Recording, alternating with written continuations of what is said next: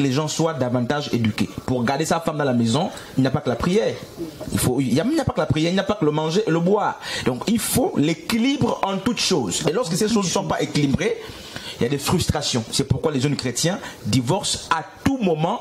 Ils ne connaissent pas comment ça se passe. Ils sont circoncisés justement à l'hôpital. La circoncision doit se faire au village, la vraie circoncision. N'est-ce pas? En respectant le code, la coutume. C'est là qu'on parle à un enfant.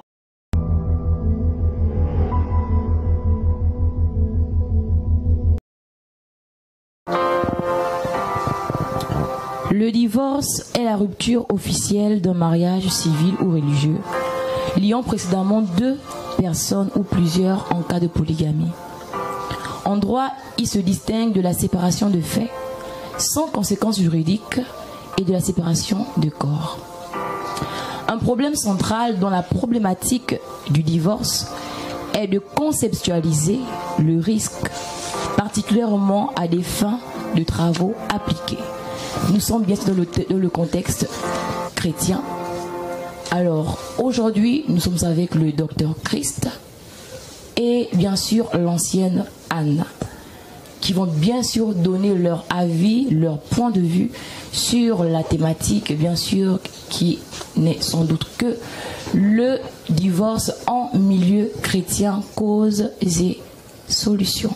Docteur Christ va nous faire une ébauche concernant le divorce et ensuite nous passerons bien sûr à l'ancienne Anne qui va bien se donner aussi son apport. Donc, merci de me donner, n'est-ce pas, le crachoir. Et je crois que le divorce est né au ciel. Le divorce, si on doit donner le lieu de naissance du divorce, c'est au ciel. Et là, je suis dans un sens purement générique ou général. Le divorce, par définition, c'est, n'est-ce pas, la dislocation, la séparation. Et c'est la désunion de ceux qui hier étaient joints. Et le premier divorce de toute l'histoire, d'après la théorie chrétienne, est né au ciel lorsqu'il a été trouvé dans celui qu'on appelle, selon la tradition, n'est-ce pas, judéo-chrétienne, Lucifer. Donc, d'après Ézéchiel 28, Ésaïe 14, lorsqu'il a été trouvé l'iniquité dans cet homme, la Bible dit, d'après, n'est-ce pas, Apocalypse, Satan fut précipité du ciel avec un tiers des anges. C'est un divorce. Donc le divorce, d'une manière générale, c'est la séparation. Mais lorsqu'on parle, n'est-ce pas, du divorce en milieu chrétien, d'autant plus que la thématique, c'est le divorce en milieu chrétien, cause et solution. Lorsqu'on parle justement d'une manière restreinte par rapport à la thématique, il s'agit justement du fait que deux personnes qui étaient jointes se séparent pour des raisons quelconques. Merci beaucoup, Dr Christ. Alors, ancienne Anne, votre rapport. Ici, je dirais que le divorce est la désunion, la dislocation, la séparation de deux êtres qui étaient unis auparavant. Ok, d'accord. Donc, une question que tout le monde attend d'ailleurs. Le divorce, est-ce un péché, Dr Christ? Comment? Le divorce. Et est-ce que vous pensez que le divorce peut être un péché? Vous-même, d'abord, est-ce que le divorce est un péché? Est-ce que le divorce est un péché? Ancienne Anne, péché. Ancienne Anne, qu'est-ce que tu as à dire sur la question? Je peux revenir sur les propos du docteur. Oui. Moi, je pense que le divorce n'est pas un péché. Le divorce n'est pas un péché. Oui. Et bien sûr, s'il y a quelque chose à dire à une jeune fille qui est mal en point dans son foyer et qui est bien sûr dans l'église, que direz-vous à cette jeune fille, à cette femme en fait? Je lui dirais que le divorce n'est pas un péché. Donc elle peut divorcer. Elle peut divorcer. Elle peut divorcer. Hein? Elle peut divorcer. Elle peut divorcer en tant que chrétienne. Oui. Elle peut divorcer. Docteur Christ, en tant que chrétien, on peut divorcer. Moi, je crois que je suis clair. Je nous ai cité ce que, n'est-ce pas, la Bible entend par péché. C'est 1 Jean 3, n'est-ce pas, à partir du verset 1 Jean 3, à partir du verset 4, la Bible nous parle du péché comme étant, n'est-ce pas, une transgression de la loi. Lorsque la loi n'est pas transgressée, on ne parle pas du péché. 1 Jean 3, 4 dit le péché, c'est la transgression de la loi. Et il n'y a pas le péché, c'est la transgression de la loi. La loi. Dans le mariage, il y a adultère. Qu'est-ce que c'est alors? C'est un péché. C'est un péché, tu ne alors. commettras point d'adultère. Oui. Exode chapitre Et 20. donc, celui qui commet l'adultère pêche. Donc, Pêche. il transgresse la loi. Oui. Mais il n'y a pas une disposition biblique qui dit divorcer est un péché. Dr Chris, on va revenir sur votre D'accord? sur le Bereshit. Est-ce que vous pouvez encore, bien sûr, nous faire une ébauche? Ce qui disait qu'au commencement, Jésus, Dieu lui-même, avait commis divorce. Je parle dans le sens général. Oui, je dans le disais sens justement général. que le divorce, c'est la séparation. Le divorce, c'est la désunion. Oui. Et la désunion n'a pas que commencé, ne commence pas qu'avec les hommes. Là, je ne parle pas d'un mariage au sens littéral. Et je peux nous prendre justement quelques parties des Écritures pour nous montrer que Dieu est un Dieu qui aime en partie le divorce. Notre Dieu cautionne en partie le divorce. Regardez ce qui se passe dans Isaïe 50, ce qui se passe justement dans Isaïe 49 à partir du verset 14 à 24.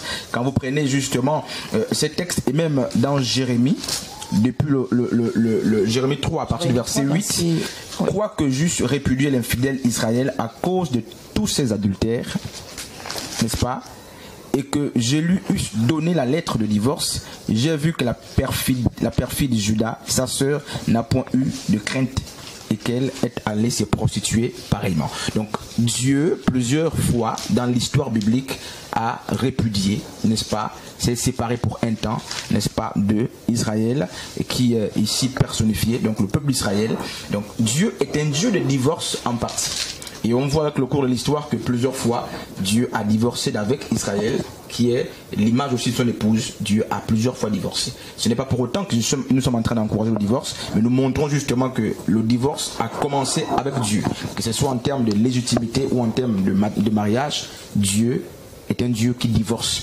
Et je pense qu'avec le temps, avec justement le cours de la discussion, nous allons... Verset 22. Ici, on dit que... C'est ça, non? Verset 22.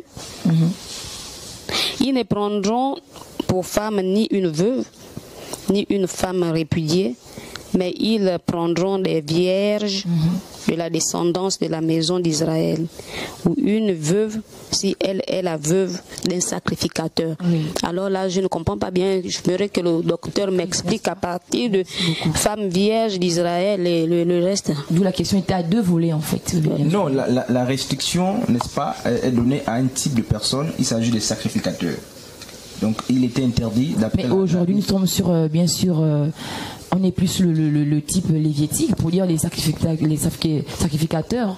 Aujourd'hui, si on veut parler, si on veut contextualiser le monde d'aujourd'hui, on dira que nous sommes tous des sacrificateurs. Donc alors, d'où je pose la question de savoir, est-ce qu'aujourd'hui, les chrétiens que nous sommes devons avoir un type de femme ou un type de mari? Je ne dis pas qu'il faut naturellement qu'on ait un type de mari, n'est-ce pas, ou de femme. C'est ce que la Bible dit. Oui. Non, la Bible parle au temps de Moïse, les sacrificateurs sous la loi de Moïse avaient donc cette restriction d'épouser les femmes de leur choix. Vous parlez de la loi au passé, docteur.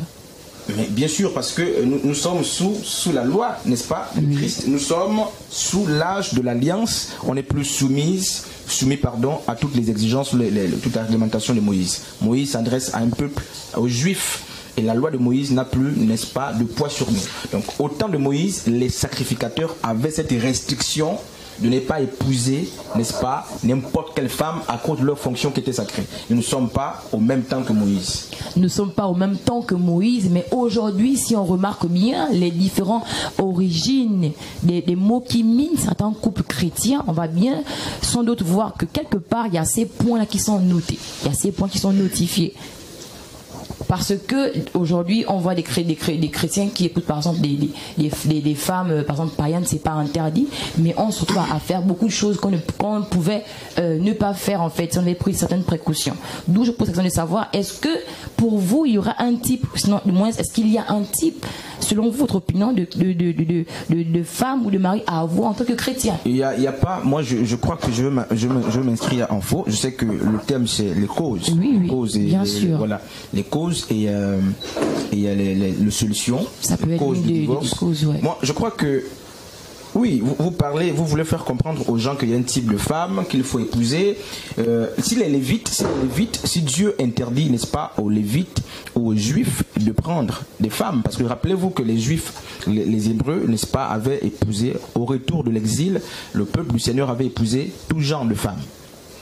Et ils vont divorcer. Avec le temps, pourquoi? Dieu va permettre qu'ils divorcent pour éviter qu'ils tombent dans le péché, entendu que ce sont des femmes étrangères qui les avaient conduits au péché, lequel péché les a menés, n'est-ce pas, à l'exil. Donc Dieu instruit justement le divorce. On est dans un autre contexte et n'oubliez pas qu'il y a justement certains hommes de Dieu qui ont épousé des femmes païennes comme Moïse qui a pris, n'est-ce pas, une païenne, une égyptienne, plutôt une éthiopienne, n'est-ce pas, Osée, je crois tout de même, qui a pris une prostituée. Je ne peux pas dire aux gens d'aller épouser les femmes ou les hommes seulement à l'église. Je ne peux pas restreindre ce champ, d'autant plus que, n'est-ce pas, les voies de Dieu sont insondables, elles sont impénétrables. On peut trouver en tant que chrétien sa femme dans la rue. On peut trouver sa femme païenne. On peut trouver en tant que païenne son mari païen. N'est-ce pas? Et Paul dans 1 Corinthiens 7 justement nous parle des mariages mixtes entre femmes, entre un converti et un non converti. Donc si vous fermez le mariage entre chrétiens ou surtout entre des personnes de la même religion, vous aurez du mal à évangéliser. Donc le mariage doit être bien mûri, bien étudié, parce que la rébellion du mariage ou les chutes, les douleurs qu'on vit dans le mariage ne se trouvent pas seulement chez les païens. Même les chrétiens en vivent. Nous ne voulons pas fermer, nous voulons donner un certain canevas à suivre pour les chrétiens d'avoir un type de femme, mais aujourd'hui, comme j'ai si bien eu à le dire, que nombreux aussi sont de ce genre de causes que l'on voit en fait. Mais on n'est jamais sûr, madame, on n'est jamais sûr de qui, n'est-ce pas, est la personne qu'on marie.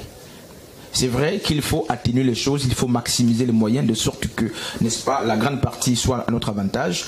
Et c'est pourquoi remarquez que la grande partie des chrétiens... sans vouloir vous couper, vous dites, on ne connaît pas celle qu'on épouse, celle qu'on va épouser. On ne connaît pas. Mais nous sommes bien sûr dans le milieu religieux, je vous le précise. Même dans le milieu religieux. Je dis quoi? Lorsqu'on veut avoir une proposée, c'est le terme qui est bien sûr dit chez les chrétiens.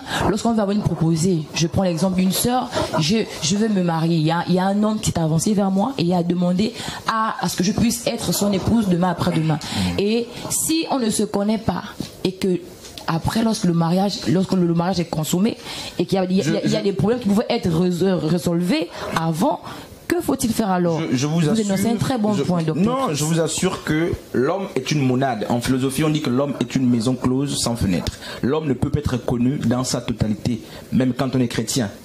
N'est-ce pas? On ne peut pas connaître autrui. Autrui est un mystère. Donc, on n'a jamais une garantie. Autrui est un mystère. Autrui est un mystère. Okay. On n'a pas la garantie que l'homme avec qui on va... Pour les chrétiens, on le Saint-Esprit de discerner. Non, il ne faut pas engager le Saint-Esprit dans les choses des hommes. Non. Les personnes assez mûres qui se disent que voilà, le mariage doit être fait. Ça n'a absolument rien à voir avec le fait d'être mature ou pas. Pourquoi? Il y a des problèmes du départ, il y a des problèmes du chemin. Donc vous pouvez avoir connu une femme qui était souple, humble au départ, au cours du chemin elle change. Donc l'homme est changeant et le cœur de l'homme est tortueux, disent les Écritures. On ne peut pas maîtriser, n'est-ce pas, totalement l'homme avec qui on va se marier ou la femme avec qui on va se marier. Cependant, qu'est-ce qu'il faut faire alors? Mais qu'est-ce qu'il faut faire? Le mariage est un risque. C'est pourquoi dans 1 Corinthiens 7, l'apôtre Paul dit justement que celui qui marie accepte de vivre les troubles du mariage. On n'est jamais à 100% sûr de la personne avec qui on va. On connaît les autres par apparence. Le mariage est un risque, comme justement le ministère est un risque. Le fait d'aller se laver dans une rivière est un risque. Même si on maîtrise la natation, il peut arriver qu'on se noie.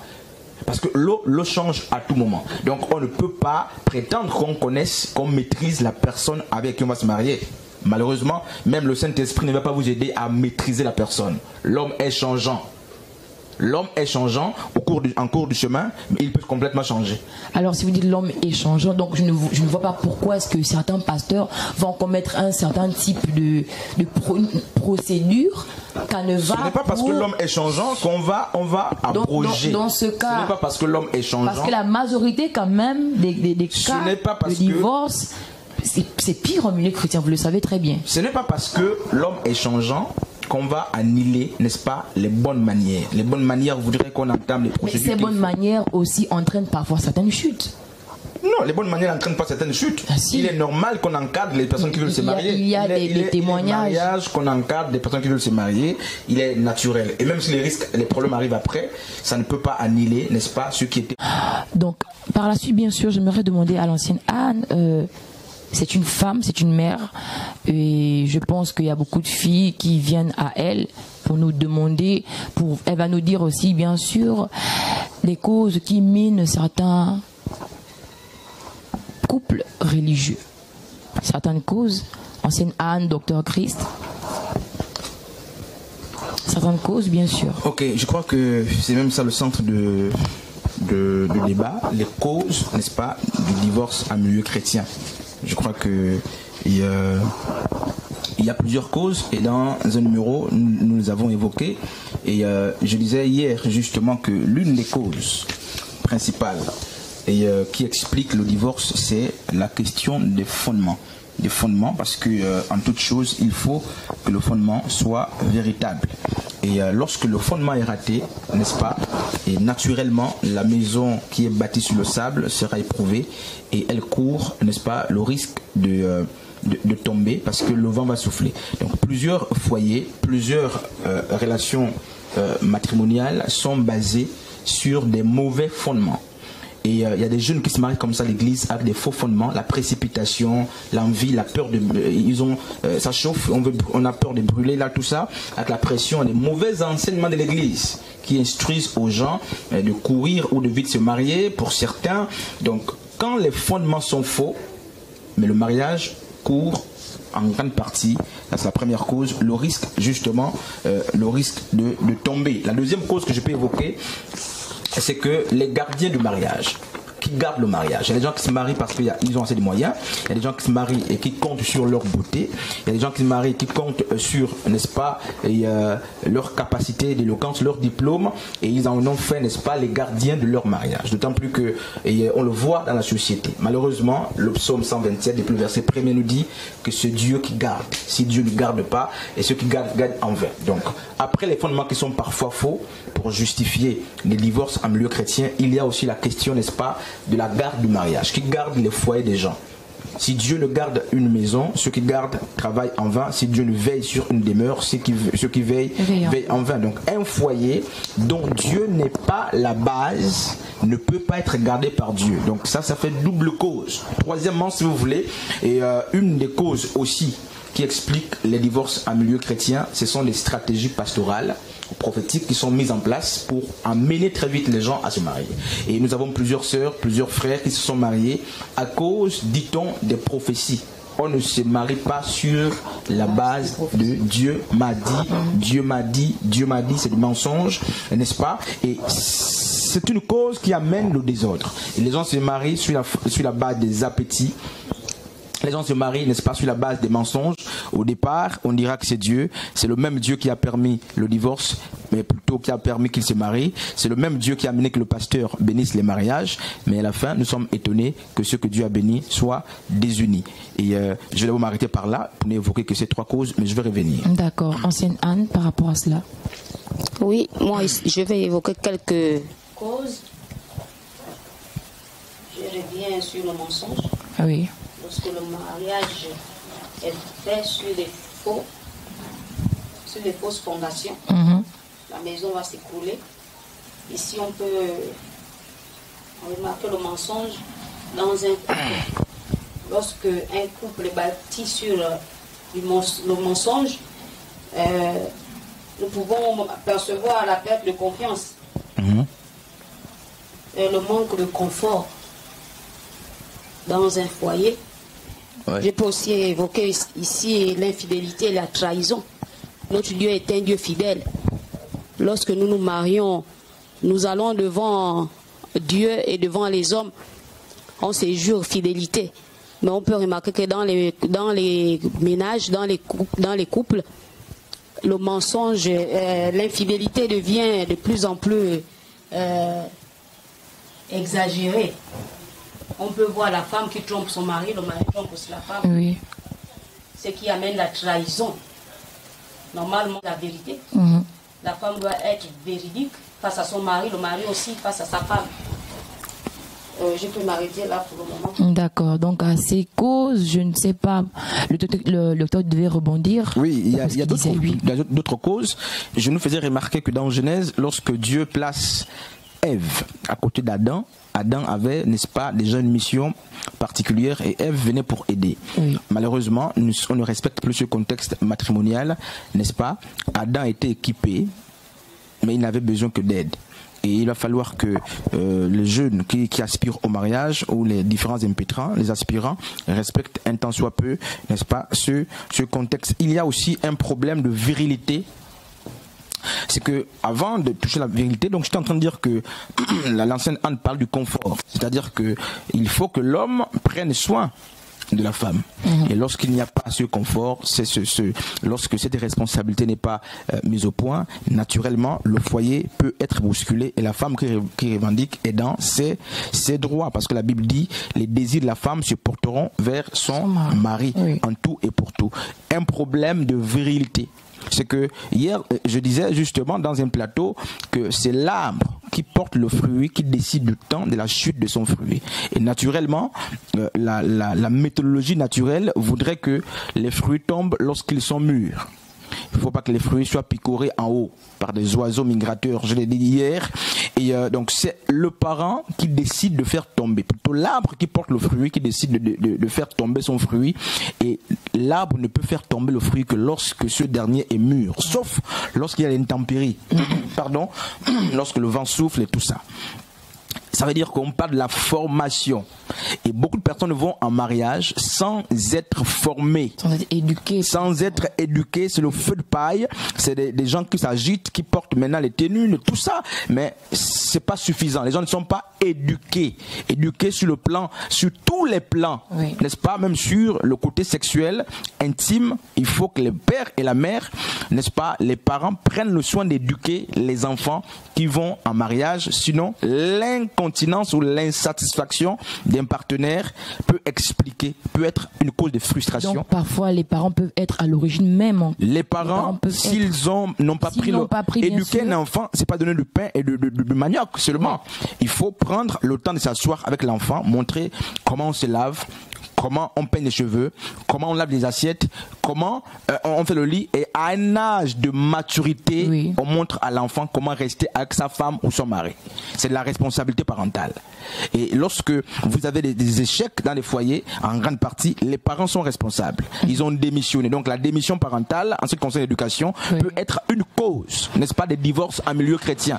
Nous avons beaucoup de femmes, beaucoup de jeunes qui se marient, qui ont des bonnes motivations, des bonnes volontés, mais le foyer ne tient pas ou leur foyer ne tiennent pas. Pourquoi? Ils peuvent avoir des moyens, l'argent, tout ce qu'il faut. Il manque, n'est-ce pas? Mais il manque effectivement le côté intime. Ça doit être au point parce que le rapport sexuel occupe plus de 30%, n'est-ce pas? Occupe plus de 30% de la réussite, dans la réussite, n'est-ce pas, du foyer. Donc s'il n'y a pas ça, il ne faut pas manger, boire. La vie ne s'arrête pas là. Donc les gens doivent être éduqués. Les gens doivent être éduqués. Il faut peut-être ajouter à cela le problème d'éducation, le problème du temps. Il y a un temps pour chaque chose, dit Ecclésiaste chapitre 3. Est-ce que les gens qui se marient toujours au temps convenable? Oui, c'est cela. Tout ce qui est né avant le temps, c'est des prématurés. Donc des mariages prématurés, c'est des mariages avortants, naturellement. Vous voyez, quand un enfant est prématuré, les petits pieds, il a des petits muscles, n'est-ce pas? Il a un petit corps, il a le petit ventre. C'est naturel. Et c'est la même chose qu'on constate dans des foyers prématurés. Merci beaucoup, docteur. J'aimerais même dire que par rapport aux causes, j'ai quand même fait un peu le tour, et quand même les chrétiens sont ceux-là qui se plaignent assez par rapport à cela, et sont eux-mêmes qui divorcent vraiment le plus. Oui. On l'a remarqué, et c'est vrai que dans ce que j'ai pu avoir comme information, les causes du divorce ne peuvent comme ne pas être mentionnées lors de la procédure, en fait. Oui. Mais lorsque le juge se met à demander, vous divorcez pourquoi, entre eux, vous allez comprendre que les chrétiens, voilà, côté sexuel, c'est un cas très très très récent. Voilà, parfois c'est l'homme, parfois c'est la femme, soit l'homme donne pas le dû à la femme, soit la femme donne pas son dû à l'homme, ou parfois c'est je ne sais pas comment dire, mais comment expliquez-vous ce fléau? Je vous dis, et je vous dis encore qu'il existe, n'est-ce pas, des études pour être sexologue, donc des médecins, des personnes qui étudient, n'est-ce pas, donc le sexe, permettez l'expression. Les sexologues sont des spécialistes en termes d'intimité. Alors, il y a des examens prénuptiaux qu'on fait avant de se marier. Malheureusement, beaucoup vont dans les hôpitaux pour trafiquer les examens. Il faut, pendant le temps des fiançailles, que la femme soit, n'est-ce pas, en train de suivre une éducation sur tous les plans. Il faut qu'on vérifie l'homme, on vérifie la femme. Il faut tout vérifier pour voir si la femme est féconde, pour voir si l'homme est viril, puissant ou pas. Je m'arrête là. Parce que si vous allez en mariage avec ces mensonges, ces arriérés, vous allez vous faire du tort, vous allez vous faire mal. Et un foyer, comment vous voulez vous marier avec une femme qui n'est pas fonctionnelle ou un homme qui n'est pas fonctionnel? Sur quelle base sera assis votre foyer? C'est inadmissible. Donc ce sont là quelques raisons qui expliquent. Et les chrétiens savent prier, jeûner. Mais ils ne connaissent pas les choses de la vie. Et parfois même l'instruction aussi, comme vous dites, comme ça au niveau sexuel en fait, de savoir comment aller avec un homme. Ça prend aussi le Proverbe 22, à partir du verset 6, instruit l'enfant selon la voie qu'il doit suivre. Oui, même dans le foyer, il y a l'instruction. Il faut instruire les gens. Les chrétiens, la vie n'est pas régie que par la prière, le jeûne, et il y a la méditation, les enseignements. Il y a une autre réalité après l'église. Il faut que les gens soient davantage éduqués. Pour garder sa femme dans la maison, il n'y a pas que la prière. Il n'y a pas que la prière, il n'y a pas que le manger et le boire. Donc il faut l'équilibre en toutes choses. Et lorsque ces choses ne sont pas équilibrées, il y a des frustrations. C'est pourquoi les jeunes chrétiens divorcent à tout moment. Ils ne connaissent pas comment ça se passe. Ils sont circoncisés justement à l'hôpital. La circoncision doit se faire au village, la vraie circoncision. N'est-ce pas? En respectant le code, la coutume. C'est là qu'on parle à un enfant.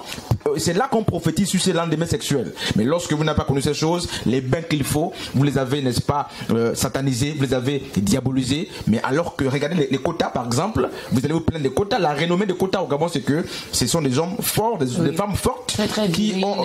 C'est parce qu'ils sont. La circoncision de ces hommes se fait toujours selon les rituels. C'est fait toujours selon les rituels. Quelque part, il faudrait noter que ça se fait toujours selon les rituels. La religion, du moins la tradition, est importante aussi. Bien sûr, donc lorsque vous avez exclu la tradition dans le mariage, lorsque vous avez exclu la tradition, les familles dans le mariage, soyez-en sûrs que ce mariage sera fragile. Oui, c'est ça que vous avez eu à dire tout à l'heure, que voilà, les pasteurs maintenant se mettent devant. Les pasteurs ne peuvent pas se mettre devant. C'est celui qui a porté le fruit. C'est celui qui a porté le fruit qui décide. 1 Corinthiens chapitre 7, Paul le dit, du sort du fruit. Même si le côté ecclésiastique vient, il vient pour accompagner. Il ne vient pas prendre la première place. Les pasteurs qui se mettent à la première place dans les mariages, ils sont contre Dieu, ils pêchent. Et ils vont être jugés pour ça, parce que c'est au père et à la mère de se mettre devant lorsqu'il s'agit d'un mariage. C'est pas l'église. Le mariage n'est pas une affaire d'église. Que l'église se retire. L'église vient pour accompagner la famille. Mais l'église n'a pas, n'est-ce pas, 2 mots, 3 mots, alors que la famille n'a pas de des mots. Merci beaucoup, Dr. Chris. Ancienne Anne, rebondir. Je vais rebondir sur la sexualité. Oui. Je vais prendre 1 Corinthiens 7, verset 4. Ici, on dit la femme n'a pas autorité sur son propre corps, mais c'est le mari. Et pareillement, le mari n'a pas autorité sur son propre corps, mais c'est la femme. Ici, on dit ne vous privez pas l'un de l'autre, si ce n'est momentanément d'un commun accord, afin d'avoir du temps pour la prière, puis retourner ensemble de peur que Satan ne vous tente par votre incontinence. Ici, je peux voir, docteur, il y a des hommes qui privent leur femme de rapport sexuel. Qu'en pensez-vous? Je crois que c'est une bonne question. C'est lorsque vous privez votre femme ou votre mari, vous êtes un tentateur. Vous êtes comme Satan qui tente. Parce que l'apôtre Paul dans 1 Corinthiens est clair, il dit, lorsque vous devez vous priver, ça doit être d'un commun accord. Et quand vous lisez plus loin, il dit c'est pour des courtes durées. Pour éviter d'être tenté par Satan. Et si vous êtes tenté par Satan, vous pouvez aller à gauche, à droite. n'est-ce pas? Et donc c'est un péché même. Parce qu'on dit que l'homme donne à la femme son dû. Le corps de l'homme appartient à la femme et inversement. Lorsque ça ne se fait plus, vous péchez. Et vous devez demander pardon à Dieu pour ça. Vous exposez votre femme, vous exposez votre mari. Ça peut être même la cause de beaucoup de frustrations aujourd'hui. L'homme fait 6 mois, la femme fait 6 mois à gauche, à droite, c'est pas normal. C'est pas la démarche biblique. Ou parfois elle est insatisfaite, l'homme aussi peut-être pareil. Quand on est insatisfait, on voit des spécialistes. C'est ce que je suis en train de dire. Donc la période de fiançailles ne doit pas être basée sur des mensonges ou des non-dits. Les gens sont surpris dans les mariages parce que les fiançailles sont biaisées. Ceux qui vous encadrent pendant justement la période du mariage doivent être clairs. Malheureusement, les chrétiens ont dit qu'on ne doit pas se connaître avant le mariage. C'est ce qui explique, n'est-ce pas? C'est ce qui explique beaucoup de dérapages à un moment donné. En partie, je ne dis pas que c'est totalement ça, mais vous découvrez votre femme dans le foyer, vous découvrez votre homme impuissant dans le foyer. Donc, c'est des choses qu'il faut ramener sur des plateaux pour qu'on donne réellement le point de vue biblique. Est-ce que c'est pas un risque? Est-ce que ça n'explique pas en partie justement les divorces en milieu chrétien, surtout chez les jeunes? Et bien sûr que si. Et je connais une soeur qui s'est mariée, qui était fiancée à son ami, à son frère, son futur époux, fiancés sont mariés, et le mari l'a touché presque tout le temps maintenant. Elle est repartie chez elle, elle a dit non, je ne peux pas supporter. Tout le temps, il me touche. Tout le temps, c'est pas normal. C'était la fille d'un pasteur, je crois. Tout le temps, il me touche. Ils sont mariés. C'est ce que je suis en train de dire. C'est pas pour les immatures le mariage. Il faut que les gens soient grands. C'est pas une affaire de la Bible, une affaire d'église. Il faut être grand. Le mariage est un engagement très grand. Merci beaucoup, docteur. Alors, par rapport à tous ces dires en termes d'apport, de solution, qu'est-ce que vous pouvez nous dire? Je crois que Josué chapitre 1er, le verset 8 dit que la loi, n'est-ce pas, que ce livre de la loi, en parlant de Josué, ne s'éloigne point de toi, mais le jour et nuit, afin que tu réussisses dans tout ce que tu entreprends. Si nous voulons réussir dans nos ménages, que la parole de Dieu soit au centre. Si nous voulons réussir dans nos ménages, n'excluons pas les parents dans ce qu'on veut faire. Si nous voulons, réussir dans nos ménages, laissons que Dieu soit le centre, n'est-ce pas, de tout ce qu'on veut faire. Marc chapitre 10 dit quoi? Qu'on ne sépare pas ce que Dieu a uni. Et c'est ce verset qui a été pris par des chrétiens. Ils ont tordu le sens pour dire que le mariage, tous ceux qui sont mariés, mais c'est Dieu qui les a unis. Ce qui est faux. Parce que Dieu n'a pas institué les hommes pour se marier. Dieu a institué le mariage. Dieu institue le mariage en tant que théorie, en tant qu'élément. Mais il ne marie pas les gens. Sinon, vous allez me dire que tous les mariages homosexuels viennent de Dieu, puisque le mariage a été institué par Dieu. Donc Dieu a institué le mariage, mais les hommes, à eux de faire du mariage ce qu'ils veulent. Dieu a institué, n'est-ce pas, le travail. Maintenant, tout travail ne vient pas de Dieu. Parce que les gens qui se vendent là, vous n'allez pas dire que c'est Dieu qui a institué ce travail. Donc, le mariage que Dieu a institué, il doit être fait conformément aux pratiques de Dieu. Il doit être fait conformément aux pratiques de Dieu. Et l'une des pratiques de Dieu, c'est le mariage, c'est que le mariage doit venir du père et de la mère. Donc, pour qu'un mariage réussisse, je ne dis pas que c'est forcément, c'est 100%, mais je crois, avec la foi, que si Dieu est au centre, n'est-ce pas, et vous avez la grâce de ne pas échouer, parce qu'on n'échoue pas avec Dieu. Oui. Si Dieu, la parole de Dieu est au centre, si la vérité est au centre. Donc apprenons, disons aux futurs fiancés, mais qu'il faut être vrai dès le fondement. Il faut que l'homme connaisse la femme, il faut que la femme connaisse l'homme. Rien ne doit être un mystère, et rien ne doit être découvert, n'est-ce pas, dans le foyer. C'est là le problème. Apprenons aux gens qu'on ne se marie pas par des prophéties. Il n'y a pas de prophète établi pour dire aux gens tu te maries avec X ou Y. Ça, c'est des faussetés des églises. Le mariage est une affaire des cœurs. Lorsque Adam a vu Ève, il n'a pas appelé Dieu pour dire Dieu, est-ce que celle-ci est l'os de mes os? Adam lui-même a compris que c'était le temps. C'est lui qui s'est exprimé. Donc, laissez les cœurs s'aimer. Laissez les pasteurs prêcher, que les pasteurs prêchent, plutôt que de venir dire Dieu m'a dit que vous vous mariez ensemble. C'est l'une des causes du dérapage. Et si on ne veut plus tomber dans ça, que les églises ne soient pas le jardin d'Éden pour marier les gens.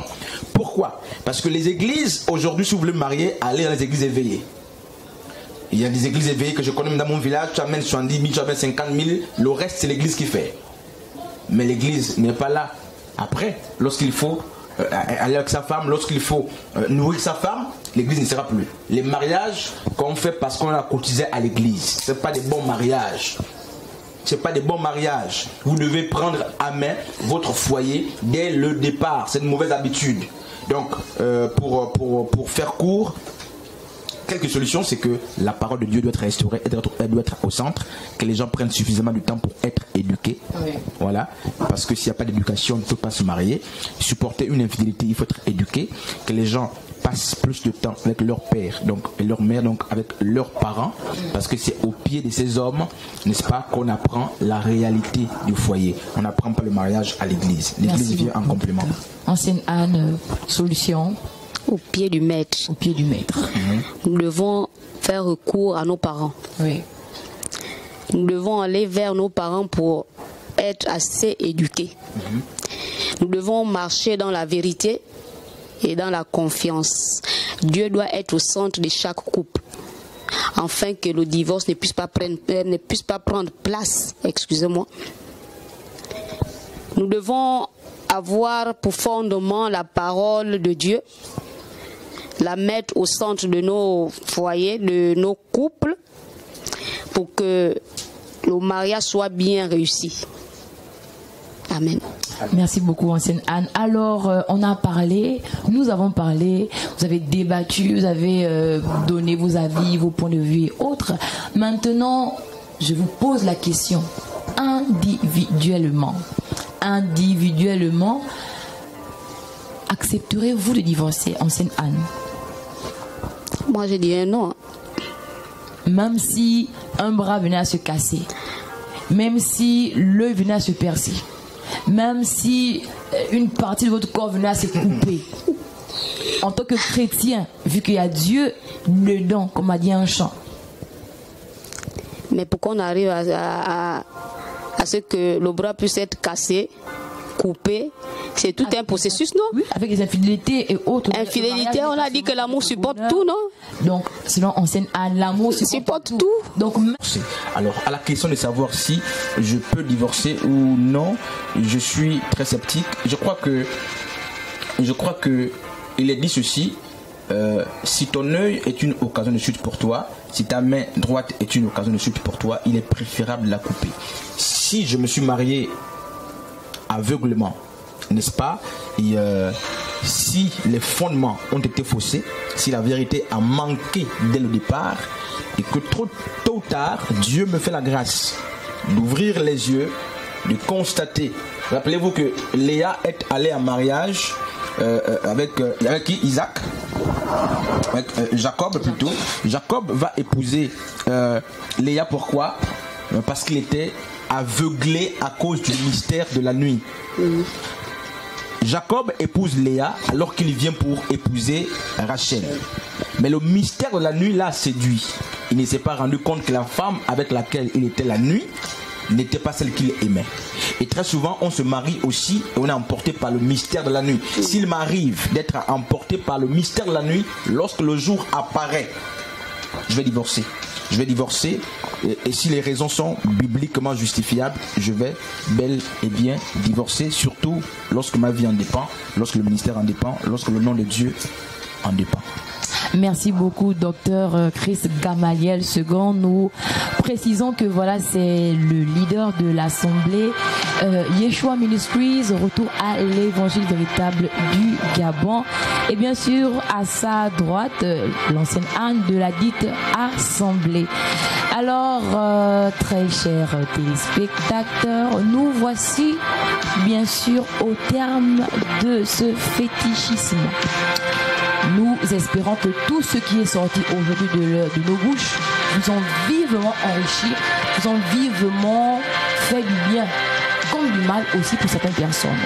Parce que lorsqu'elle parle, c'est à double tranchante, elle est là pour apaiser, aussi pour retrancher, pour amener dans l'ordre aussi. Alors nous nous retrouvons prochainement avec un tout autre numéro.